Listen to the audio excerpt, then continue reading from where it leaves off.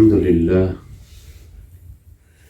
لله رب العالمين والعاقبة للمتقين والصلاة والسلام على سيد الأنبياء والمرسلين وعلى آله وصحبه أجمعين أما بعد فأعوذ بالله من الشيطان الرجيم بسم الله الرحمن الرحيم وما خلقت الجن والإنس إلا ليعبدون صدق الله مولانا العلي العظيم وصدق رسوله النبي الأمين ونحن على ذلك لمن الشاهدين والشاكرين والحمد لله رب العالمین۔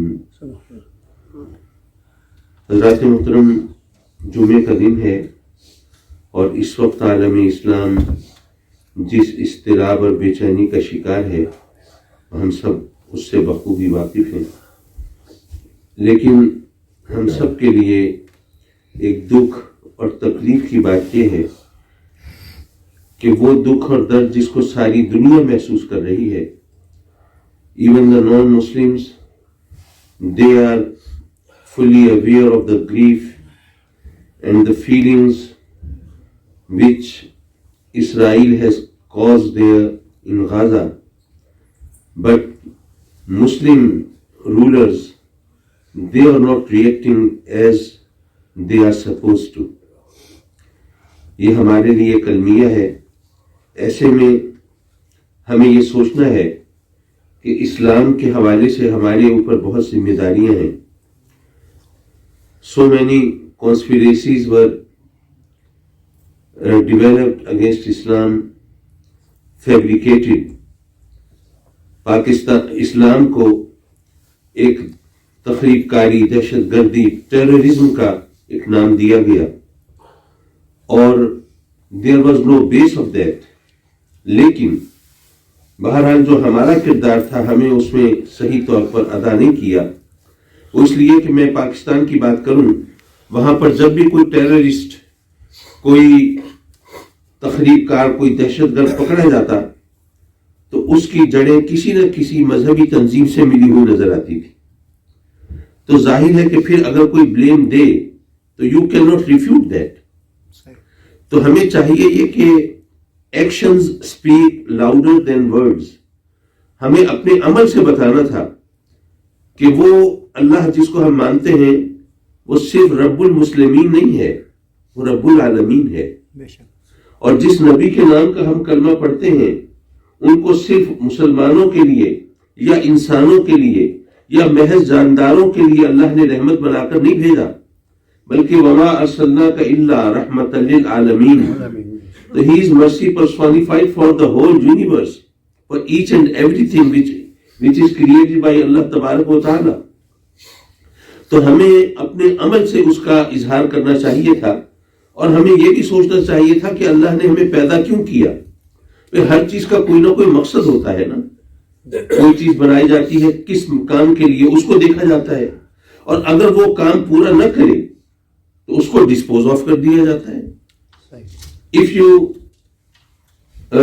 make a pen definitely to write، لیکن اگر پین نہ لکھے تو کیا کریں گے؟ اسے سنبھال کے رکھیں گے، اسے ڈسپوز آف کر دیں گے۔ آپ نے بہت شاندار ڈریس تیار کرایا، لیکن اس کی سٹیچنگ میں کوئی ایسی خرابی ہو گئی کہ وہ آپ نہیں پہن سکتے، تو ڈیفینیٹلی آپ اس سے جان چھڑا لیں گے، اسے ڈسپوز آف کر دیں گے۔ جو چیز جس مقصد کے لیے بنائی گئی اس مقصد کو پورا نہ کرے تو اس کو پھینک دیا جاتا ہے۔ تو اللہ نے ہمیں کیوں پیدا کیا؟ ہم اپنی طرف سے سوچتے رہیں، بچوں سے ہم پوچھتے ہیں ہاں جی what do you want to be in future؟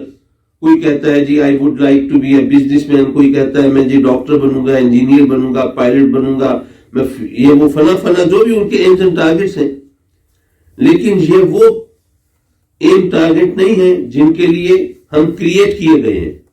وہ جو ہمارا کریٹر ہے، جو ہمارا خالق ہے، مالک ہے، پیدا کرنے والا ہے، اس نے بلیک اینڈ وائٹ میں بتایا ہے کہ اس نے ہمیں کیوں پیدا کیا.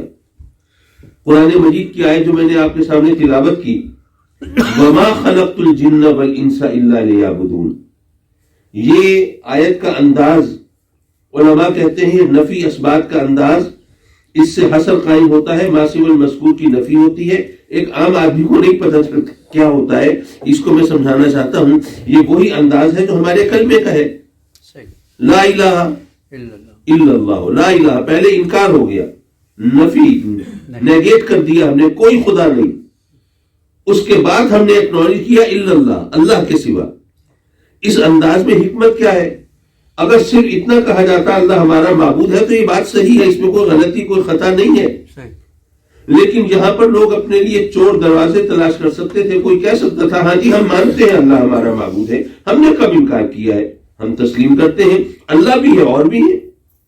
لیکن جب کہا لا الہ, کوئی معبود ہے ہی نہیں, الا اللہ, اللہ کے سوا, تو اب اللہ کے سوا کسی معبود کی نفی ہو گئی. کوئی اور الہ نہیں بٹ اللہ, سوائے اللہ کے اور کوئی عبادت کے لائق نہیں.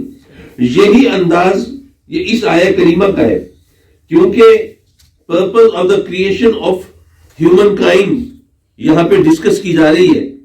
تو اس کے لیے پھر رب کائنات نے کوئی راستہ نہیں چھوڑا, کوئی ایمبیگیوٹی نہیں ہے, everything is crystal clear their.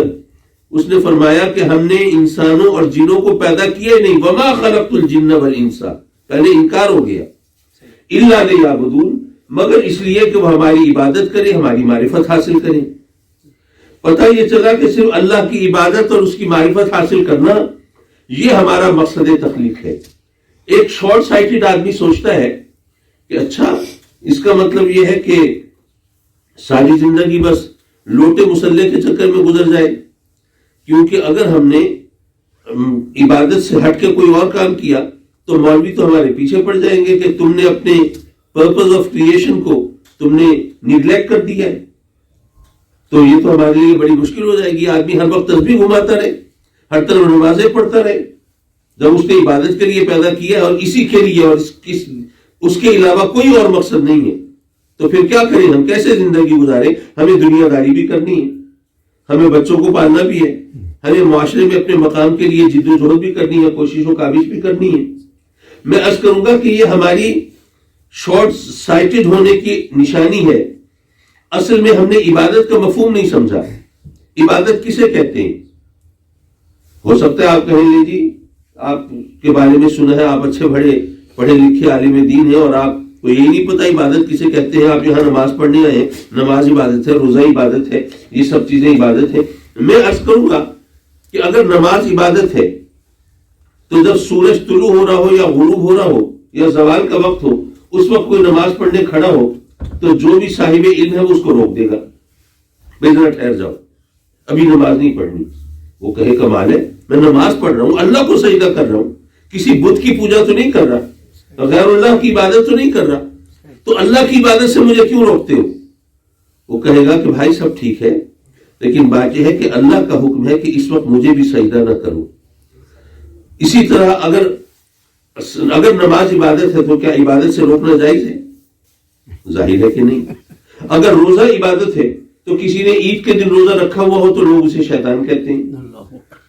اسی طرح اگر اب مجھے نہیں پتا یہاں پہ ڈیوریشن کیا ہوگا روزے کا, پاکستان میں آج کل جو روزہ چل رہا ہے مارچ میں تو تقریباً کوئی 14 گھنٹے کا روزہ ہوتا ہے.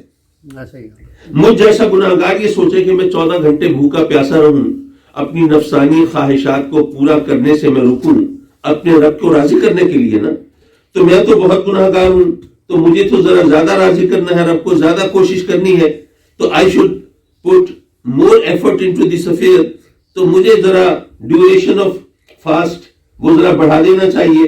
میں ایسا کرتا ہوں کہ تراویح پڑھنے کے بعد پھر روزہ کھولوں گا تاکہ اللہ زیادہ راضی ہو مجھ سے. تو کیا خیال ہے اگر میں 2-3 گھنٹے ڈیوریشن بڑھا دوں روزے کا تو کیا اللہ زیادہ راضی ہوگا؟ کیا زیادہ ثواب ہوگا؟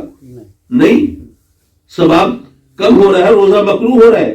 حالانکہ میں نے پیاس زیادہ برداشت کی, بھوک زیادہ برداشت کی, اپنے نفس کو زیادہ لگام ڈالی, سختی زیادہ سہی, لیکن اس کے باوجود میں نے رب کو زیادہ راضی نہیں کیا بلکہ میرے ثواب میں کمی ہوئی. کیوں؟ اس لیے کہ عبادت روزے اور نماز کا نام نہیں ہے، عبادت تو اللہ رسول کے حکم کو ماننے کا نام ہے۔ اگر آپ اللہ رسول کا حکم مان رہے ہیں تو پھر وہ عبادت ہے، چاہے آپ کھانا کھاتے ہوئے، کھانا تو آپ کو کھانا ہے، پیٹ تو بھرنا ہے، لیکن اگر رزق حلال کھا رہے ہیں، اگر سنت طریقے سے کھانا کھا رہے ہیں تو کھانا کھانا بھی عبادت ہے۔ پانی تو پینا ہے، لیکن پانی آپ اگر اسلامی شاعر کے مطابق پیئیں گے تو پانی پینا بھی عبادت ہے۔ آپ کو میریٹل لائف گزارنی ہے، اپنی بایولوجیکل نیڈز آپ کو پوری کرنی ہے، لیکن اس کے لیے اگر آقا کریم صلی اللہ علیہ وسلم کی سنت اور اسلام کی تعلیمات کو اگر پیش نظر رکھیں گے تو آپ کو اپنی یہ نیڈز پوری کرنا یہ بھی عبادت ہے۔ تو اگر آپ اللہ رسول کے احکام کی تعمیل میں زندگی گزارتے ہیں تو آپ کی زندگی کا ہر لمحہ عبادت ہو سکتا ہے۔ پھر کھانا پینا، اٹھنا بیٹھنا، سونا جاگنا، زندگی کا ہر لمحہ عبادت میں بدل سکتا ہے، بشرطے کہ ہم اللہ رسول کے احکام کی تعمیل میں وقت گزارے، اپنے نفسانی خواہشات کے لیے نہیں۔ مجھے یاد ہے ایک ہمارے بچپن میں، شاید آپ میں سے بھی کسی کو یاد ہو، وہ پیوپل ٹیچر آیا کرتے تھے، یعنی وہ ٹیچر جو ابھی ٹریننگ لے رہے ہوتے تھے تو ان کو ٹریننگ کا ایک سٹیپ یہ ہوتا تھا کہ they would go to different schools and they would teach the students there، اور پھر جو ان کا وے آف ٹیچنگ ہے وہ اس کی بھی مارکنگ ہوتی تھی اس طرح۔ تو ایک پیپل ٹیچر آئے، انہوں نے بتایا کہ جناب یہ نیت کا دخل کیا ہے عمل میں۔ ایک بہت خوبصورت مثال تھی، میں اسے اس لیے دہراؤں کہ میں نے بچپن میں سنی تھی، آج تک مجھے وہ یاد ہے۔ کہنے لگے پرانا زمانہ تھا جب لوگ گھوڑوں پر، بیلوں پر، اونٹوں پر، گدھوں پر سفر کرتے تھے، تو ایک ویلیج، ایک گاؤں تھا، تو اس میں ایک بندہ نماز پڑھنے گیا تو اس نے دیکھا کہ مسجد کے آس پاس کوئی درخت نہیں ہے، کوئی پگ نہیں ہے، وہ باندھنے کے لیے کوئی کھوٹا نہیں ہے، کوئی ایسی چیز نہیں ہے کہ اگر کوئی مسافر جا رہا ہو تو اپنے گھوڑے کو، اپنی سواری کو اس سے باندھ سکے اور نماز ادا کر لے۔ تو ظاہر ہے کہ اب سواری کو کھلا چھوڑ کے تو کوئی نہیں نماز پڑھے گا، تو لوگ مسافر نماز کیسے پڑھیں گے؟ تو اس نے وہاں پر وہ ایک پیگ گاڑ دیا نا، زمین میں کھوٹا گاڑ دیا۔ اب وہ کھوٹا لگا کے وہ چلا گیا اندر۔ اس کے پیچھے ایک اور بندہ آیا، اس نے دیکھا کہ یار مسجد کے راستے میں وہ ایک یہ پیگ لگا ہوا ہے، اور ابھی تو دن کا وقت ہے، میں نے دیکھ لیا، عشاء کے وقت یا فجر کے وقت کوئی آئے گا، اندھیرا ہوگا، ہو سکتا ہے اسے ٹھوکر لگے، وہ گر پڑے، اس کو تکلیف پہنچے، تو نماز پڑھنے آئے اور اس کے ساتھ ایسا سلوک ہو، یہ تو نہیں ہونا چاہیے۔ تو اس نے وہ اکھاڑ دیا۔ اب ایک نے وہ گاڑا ہے، دوسرے نے اکھاڑا ہے، ثواب دونوں کو مل رہا ہے کیونکہ نیت دونوں کی اچھی ہے۔ لیکن اگر وہ الٹی نیت کر کے وہ یہ کام کرتے تو دونوں کو برا ملتا اس کا۔ تو اصل چیز نیت کی ہوتی ہے کہ ہم کوئی کام کس نیت سے کر رہے ہیں۔ تو عبادت دراصل اللہ رسول کی رضا کی خاطر کام کرنے کو کہتے ہیں۔ ہمیں اگر یہ خیال پیش نظر رہے کہ ہم جو کام کریں وہ ایسا کام کریں، اور ویسے بھی آپ سوچئے کہ ہم لوگ نبی پاک صلی اللہ علیہ وسلم سے محبت کے دعوے کرتے ہیں، اور ویسے بھی الذین آمنوا اشد حبا للہ، اللہ سے محبت یہ ہماری بندگی کا تقاضا ہے، تو اللہ سے محبت کریں، اللہ کے رسول سے محبت کریں، تو محبت کے کچھ تقاضے ہوتے ہیں نا۔ پہلا تقاضا یہ ہوتا ہے کہ بندہ اپنے محبوب کو راضی کرنا چاہتا ہے، محبوب راضی ہو جائے، اس کی ناراضگی سے بڑھ کر کوئی عذاب نہیں، کوئی سختی نہیں، کوئی مشکل نہیں، اور اس کی رضا سے بڑھ کر کوئی راحت نہیں، کوئی سکون نہیں، اور کوئی نعمت نہیں۔ تو ہم اللہ رسول کو راضی، ان سے محبت کے دعوے تو بہت کرتے ہیں، لیکن سوال یہ ہے کہ ان محبت کے تقاضوں پر پورا بھی اترتے ہیں؟ ہم لوگوں کے اندر، معاف کیجئے میں بیان میں اگر کوئی خطا ہو جائے تو میں پہلے اس کے لیے معذرت چاہوں گا، لیکن ہم جو ماشاءاللہ درود و سلام بھی پڑھتے ہیں اور یا رسول اللہ کے نعرے بھی لگاتے ہیں اور میلاد بھی مناتے ہیں اور لنگر بھی چلاتے ہیں، یہ سب کام کرتے ہیں، لیکن ہم میں ایک بڑی خرابی ہے کہ ان سے کہیں کہ بھائی تم میلاد تو منا رہے ہو لیکن نماز بھی تو پڑھا کرو، تم لنگر تو چلا رہے ہو لیکن حلال حرام کا خیال بھی تو کیا کرو، زکات بھی تو دیا کرو، تم شریعت کی پابندی بھی کیا کرو۔ تو ہمیں سے اکثر لوگ کہہ دیتے ہیں ہاں سے ہم سے کوتاہی ہو جاتی ہے، غلطی ہو جاتی ہے، لیکن ہم تو عاشق رسول ہیں نا، ہمیں کیا فکر، آقا کریم صلی اللہ علیہ وسلم ہمیں پکڑ کے جنت میں لے جائیں گے۔ یہ مس کنسپشن ہے، یہ خطا ہے، یہ غلطی ہے، اس کو سمجھنا چاہیے۔ زیادہ وقت نہیں ہے لیکن میں اس کو ایک مثال کے ذریعے آپ کو سمجھاؤں۔ میں مانتا ہوں کہ میلاد منانا، درود و سلام پڑھنا، لنگر چلانا، جلسے کرنا، جلوس نکالنا، جھنڈیاں لہرانا، یہ یا رسول اللہ کے نعرے لگانا، یہ سب سرکار سے محبت کی نشانیاں ہیں. میں مانتا ہوں یہ نشانیاں ہیں، لیکن یہ ذہن میں رکھیے سرکار سے محبت کی نشانیاں ہیں، حقیقت نہیں ہے. حقیقت اور نشانی میں فرق ہوتا ہے. تو I would try to highlight this with the help of an example. میں فرض کیجئے کہ میں یہاں آیا اور آ کے بیٹھا، دوستوں سے کہا کہ بھائی ذرا میرے ڈرائیور کو بلا دیجئے. آپ نے کہا جی ڈرائیور کو کیسے پہچانیں گے؟ میں نے کہا جی اس نے بڑا سا پگڑ باندھا ہوگا، کالے رنگ کا کوٹ پہنا ہوگا، جناب اس کو شوق ہے بڑی بڑی مونچھیں رکھنے کا، اس نے یہ مونچھیں رکھی ہوئی ہوں گی تو وہ وہاں گاڑی کے پاس کھڑا ہوگا، بلانا ہی ہے.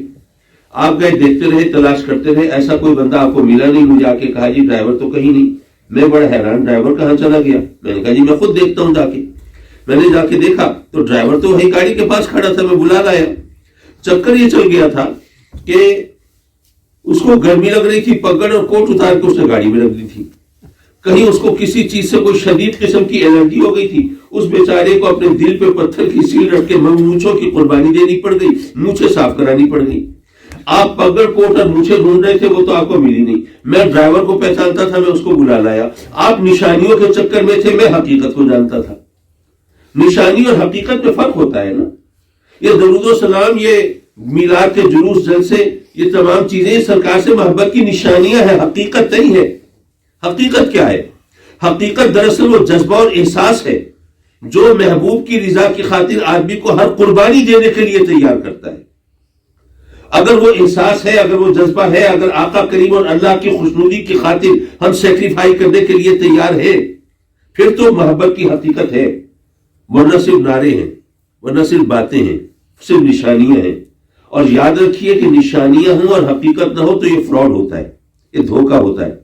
مجھے یاد ہے ہم بچے تھے، میٹرک میں پڑھتے تھے، تو ہمارا ایک دیہاتی who belongs to a village، تو ایک کلاس فیلو تھا، تو ہمیں اس کا شادی کا کارڈ ملا. پہلے تو ہم ذرا حیران ہوئے کہ اتنی کم عمری میں اس کی شادی ہو رہی ہے. پھر ہم نے کہا نہیں چلو انجوائے کریں گے، یہ بھی ایک ایڈونچر ہوگا. تو ہمارا ایک کلاس فیلوز میں ایک بڑا شرارتی سا لڑکا تھا. اس نے ایک شرارت سوچ لی اور جو چیزیں شرارت کے لیے چاہیے تھی وہ بھی لے لی. اب جب وہاں گئے تو اس نے دولہا کے والدین سے مل کے ذرا سیٹنگ کر لی. جب دلہن کو بیاہ کے لائے تو اس کو وہ ویڈنگ روم میں حجرہ عروسی میں لانے کی بجائے اس کو کہیں چپکے سے کہیں بٹھا دیا. اب سازش تھی. اور وہ جو لڑکا تھا وہ اپنے ساتھ ایک دوپٹہ لے گیا تھا، سرخ رنگ کا دوپٹہ ہے، گوٹا کناری کا کام ہے، یہ ہے وہ ہے، وہ جناب اوڑھ کے اور جناب چپ کر کے حجرہ عروسی میں سیج میں جا کے بیٹھ گیا. اب دولہا میاں جب جان چھوڑا کے سب سے اندر آئے کمرے میں اور جلدی سے وہ کمرہ بولڈ کیا. اب جناب وہ پھولوں کی لڑیاں لٹک رہی ہیں اور پتیاں بچھی ہوئی ہیں اور حجرہ عروسی سجا ہوا ہے اور سیج لگی ہوئی ہے اور جناب خوابناک ماحول ہے اور معطر ہوا ہے اور کیا رومان پرور فضا ہے. اور وہ جناب جا کے بارگاہ حسن میں گھٹنے ٹیکتے ہیں اور کانپتے ہاتھوں سے گھونگھٹ اٹھاتے ہیں تو اندر سے مچھل دوست نکل آتا ہے. اب ظاہر ہے کہ وہ لوگ جو سب اس سازش میں شریک تھے وہ کہیں چھپے ہوئے تھے، انہوں نے خوب مذاق اڑایا. یہ کلائمیکس تھا. یار وہ نشانیاں تو ساری ہیں، پھولوں کی پتیاں بھی بچھی ہوئی ہیں، لڑیاں بھی لٹک رہی ہیں، سیج بھی بنی ہوئی ہے اور سرخ دوپٹے میں وہ گٹھڑی سی بھی نظر آ رہی ہے، لیکن اس کے اندر دلہن نہیں ہے، حقیقت نہیں ہے. تو اس کا مطلب یہ ہے کہ پھر مذاق ہے نا. تو یارو درود و سلام بھی ہو، زمزمے بھی ہو، جلسے جلوس بھی ہو، سب کچھ ہو، لیکن آقا کریم کی محبت، اللہ سے محبت کی خاطر قربانی اور ایثار کا جذبہ نہ ہو تو پھر دھوکہ ہوا. کس کو دھوکہ دیتے ہیں؟ اللہ رسول کو تو نہیں دے سکتے، اپنے آپ کو دے رہے ہیں. اور جو اپنے آپ کو دھوکہ دے گا کوئی دوسرا اس پر کیا اعتبار کرے گا؟ تو صرف یہی پیغام ہے آج کا کہ میلاد منانے والوں نماز بھی پڑھا کرو اور درود و سلام کے زمزمے بہانے والوں حلال حرام کا خیال بھی رکھا کرو اور شریعت پر عمل بھی کیا کرو تاکہ پتہ چلے کہ نشانیاں ہیں تو حقیقت کے بغیر نہیں ہیں. وآخر دعوانا ان الحمدللہ رب العالمین.